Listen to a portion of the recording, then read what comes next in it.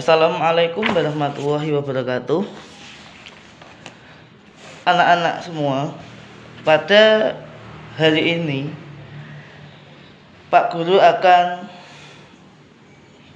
belajar bersama dengan kalian lagi. Tentunya pada kali ini yang akan kita bahas yaitu makna daripada surat Al-Kafirun. Kemarin kalian sudah membaca, sudah menulis. Nah, sekarang kalian harus tahu, harus mempelajari bagaimana arti daripada Al-Kafirun itu. Dan juga nanti kalian juga akan tahu bagaimana penerapan daripada surat Al-Kafirun ini nanti di dalam kehidupanmu sehari-hari. Itu ya. Yang pertama kita bahas dulu surat Al-Kafirun terdiri dari 6 ayat. Berapa? 6 ayat. Surat Al-Kafirun termasuk golongan surat Makkiyah. Makkiyah bisa diartikan turun di kota Mekah sebelum Nabi Muhammad SAW melakukan hijrah ke kota Madinah. Dia ada satu proses gitu. Jadi terus berikutnya Al-Kafirun adalah surat yang ke-109 dalam Al-Quran. Dari situ paham ya. Jadi surat yang 109, jadi Al-Kafirun itu juz 30. Kalian bisa melihat sendiri di juz amma itu surat Al-Kafirun urutan ke-109 dari 114 surat yang ada dalam Al-Quran. Nah, sampai di situ kalian harus paham dulu. Kemudian Al-Kafirun artinya orang-orang kafir. Surat Al-Kafirun itu diambil dari ayat yang pertama dari surat Al-Kafirun. Al-Kafirun. Sekarang kita bahas terlebih dahulu asbabun nuzul atau sebab-sebab turunnya Al-Quran. Jadi ayat ini turun itu karena apa? Kita bahas sebabnya apa. Nah, asbabun nuzulnya yaitu pada waktu itu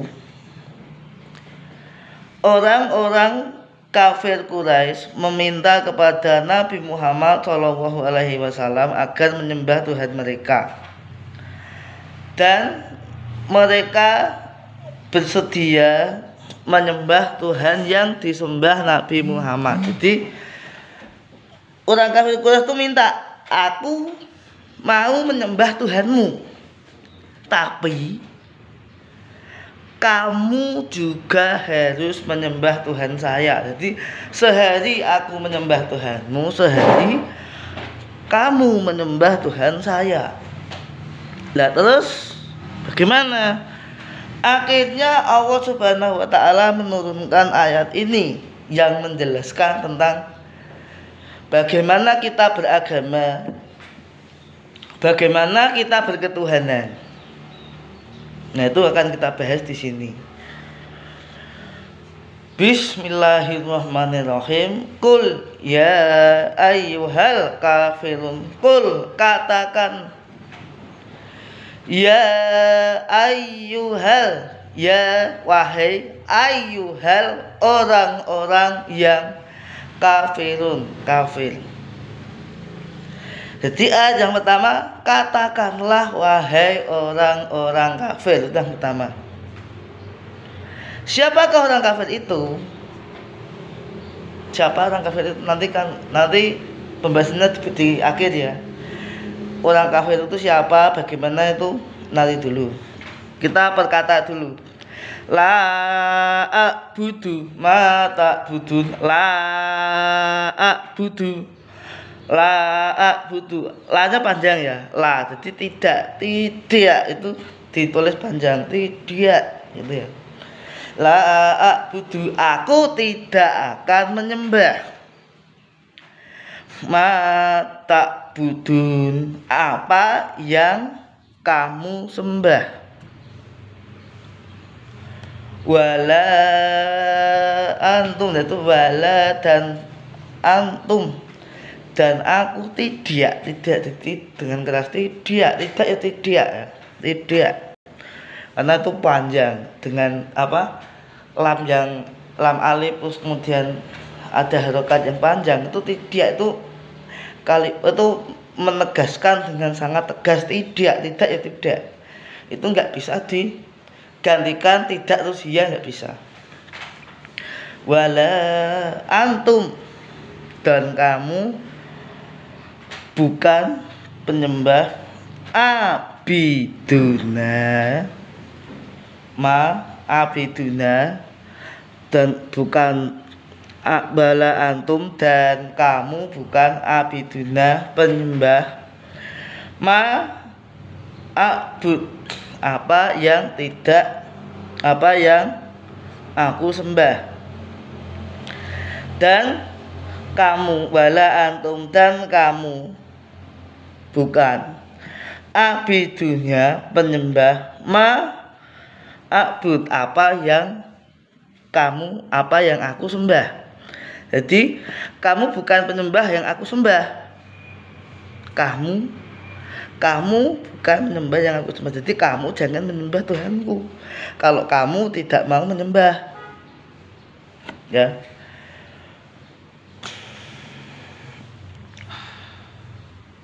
Wala ana abidum ma abatum, wala dan aku tidak, dan wala ana, dan saya tidak, aku tidak abidun menjadi penyembah, ma abatum, apa yang kamu sembah. Aku juga bukan menyembah Tuhanmu. Jadi kamu jangan menyembah Tuhanku, aku juga jangan menyembah Tuhanmu. Jika kalian itu tujuannya saya hari ini menyembah kamu, ini menyembah kamu gitu, jadi maksudnya begitu. Wala antum abidu nama abud, itu diulangi lagi, jadi dan kamu tidak pernah menjadi penyembah yang aku sembah, itu sama, jadi tidak usah diperkata lagi. Lakum dinukum waliyadin, untukmu, lakum untukmu, dinakum agamamu, waliyadin dan untukku, din agamaku. Nah, di sini kafir yang dimaksudkan di sini yaitu orang yang menyembah selain Allah. Jadi jangan kalian itu mengatakan kafir dengan siapapun yang itu istilahnya kamu sembarangan. Sekarang banyak orang yang gampang ngomong, kalau kamu tidak cocok dengan saya, tidak sepaham dengan saya, itu disebut kafir. Bukan seperti itu. Sempat ada siiran dari Gus Dur, akeh wong apal Quran hadise, seneng ngafirke marang liyane, kafire dhewe gak dikatake yen isih kotor ati akale. Nah, itu kafir. Jadi dari siiran itu, jadi kamu jangan mudah mengatakan orang yang bukan golonganku kafir, orang yang enggak Islam tuh kafir, jangan mengatakan itu. Yang namanya kafir itu orang yang tidak berketuhanan, ateis. Mereka enggak punya Tuhan, mereka menganggap bahwa Tuhan itu enggak ada. Mereka nyembah patung dianggap sebagai Tuhan. Mereka menuhankan patung, pagi mereka datang beribadah pada patung, mereka membawa makanan, membawa ubur rampe, membawa sesaji di kasusnya patung aku minta tolong kepada kamu patung itu yang disebut kafir seperti itu. Atau ada lagi contoh yang lain, ada pohon yang sangat besar ya. Suatu ketika pohon itu besar itu kamu ada acara satu suro belah kebo, kepalanya kebo ditaruh di perapatan wit ringin di pohon besar perempatan. Itu kepala kebonya dikasihkan di situ, kemudian diberikan sesaji dan sebagainya. Itu yang disebut kafir itu orang yang seperti itu. Jadi mereka tidak menyembah Allah tapi menyembah orang itu. Dari tujuannya kan atau ke dukun ke maksudnya di situ.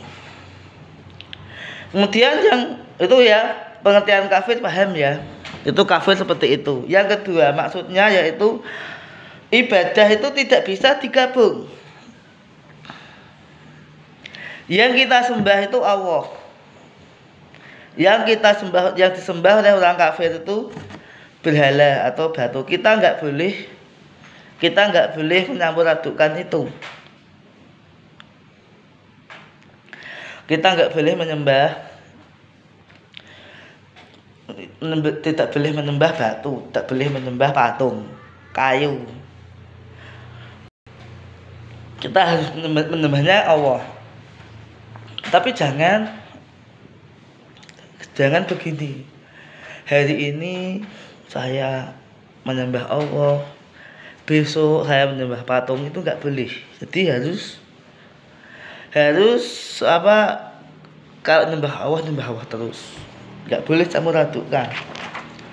Kemudian yang berikutnya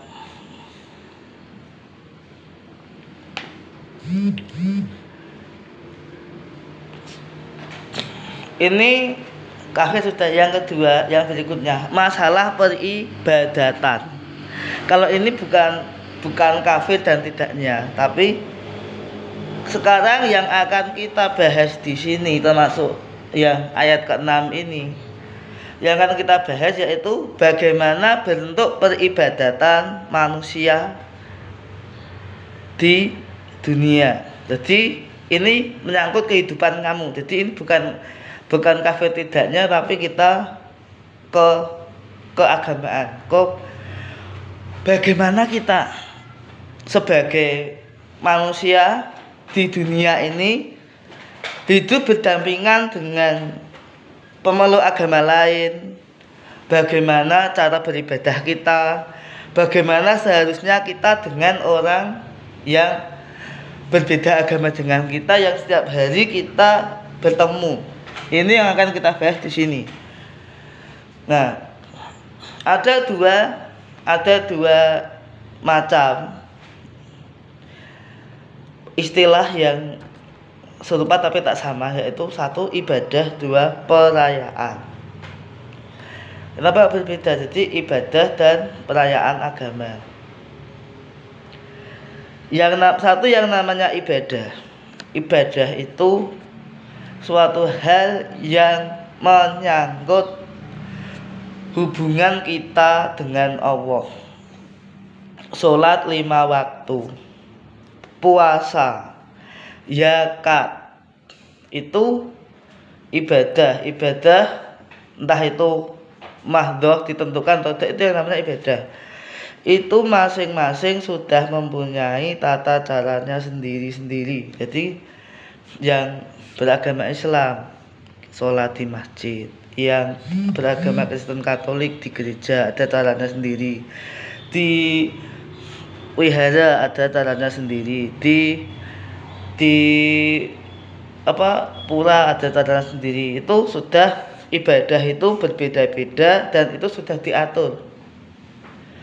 Yang kedua perayaan. Kalau perayaan itu bagaimana? Perayaan itu hanya sebatas kita merayakan. Jadi bolehlah kita hanya sekedar merayakan, sekedar hanya memberikan ucapan selamat kepada umat beragama yang sedang merayakan hari besarnya, itu boleh. Itu boleh-boleh saja, sah-sah saja, nggak ada yang melarang.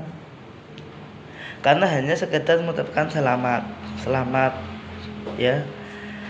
Kita, karena yang namanya hubungan kita dengan sesama manusia di dunia itu pasti bersinggungan dengan hal yang seperti itu. Lah di sini lakum dinukum waliyadin, agamaku agamamu, untukmu agamamu, untukku agamaku, lakum dinukum waliyadin. Yang dimaksud di sini itu kaitan dengan keagamaan, itu mereka sendiri-sendiri, tapi dalam perayaan, dalam habluminanas, dalam hubungan kita dengan sesama manusia itu sebisa mungkin kita tidak boleh membedakan di suatu masyarakat, entah itu apapun agamanya, apapun pekerjaannya, apapun itu yang di dalamnya, itu semua harus kita rangkul, harus kita bagaimana keberagaman itu menjadi suatu kebersamaan yang indah. Jadi jangan terus dibeda-bedakan, ini seperti ini, jangan seperti itu. Kalian mau berangkat ke sekolah, ada angkot lewat, dah naik aja, tidak usah ditanya, Pak sopir agamamu apa, penumpangnya beragamanya apa, mau kemana, tidak usah, kamu nggak akan sampai. Jadi ketika di jalan ada angkot, dah naik sampai gitu, itu ibaratnya seperti itu. Karena kaitan dengan ibadah sosial dengan sesama manusia itu berbeda dengan ibadah hubungan kita dengan Allah, itu sangat berbeda. Nah, itu ya. Ada pertanyaan terakhir, seseorang yang menyembah selain Allah itu dosanya tidak akan diampuni, dia akan kekal selama-lamanya di dalam neraka ini. Nah, itu memang iya, betul. Jadi janganlah kamu menyembah, janganlah kamu mensekutukan dengan yang lain. Wa buduha wa la tusyriku bihi syai'a. Janganlah kamu mensekutukan. Jadi patung jangan kamu sembah. Batu jangan disembah. Ada kan yang kadang menganggap bahwa aku kalau sakit, kalau tidak berobat ke dukun, saya tidak sembuh. Ada yang seperti itu. Nah, itu nggak boleh. Karena semua itu atas kehendak Allah. Kita hanya sebagai manusia itu hanya istilahnya gimana ya, berusaha gitu. Itu ya. Sekian yang bisa Pak Guru sampaikan untuk materi hari ini. Kemudian untuk kesimpulan silakan kalian buat. Kalian membuat sendiri kesimpulan apa yang telah Pak Guru sampaikan dari awal sampai akhir. Kemudian nanti kalian isi, boleh kalian tulis di buku, boleh ditulis di buku, boleh diketik, boleh tulis tangan. Yang males nulis bisa langsung dengan voice note. Waktunya 24 jam, yang penting mengumpulkan 24 jam. Yang penting mengumpulkan, entah itu tertulis, entah itu lesan, entah itu dengan video seperti ini atau bagaimana. Yang penting ada tugas yang hari ini yang harus dikumpulkan dengan tema kesimpulan dari Al-Kafirun. Yang penting itu. Terima kasih. Selamat belajar. Tetap menggunakan masker dan jaga kesehatan. Assalamualaikum warahmatullahi wabarakatuh.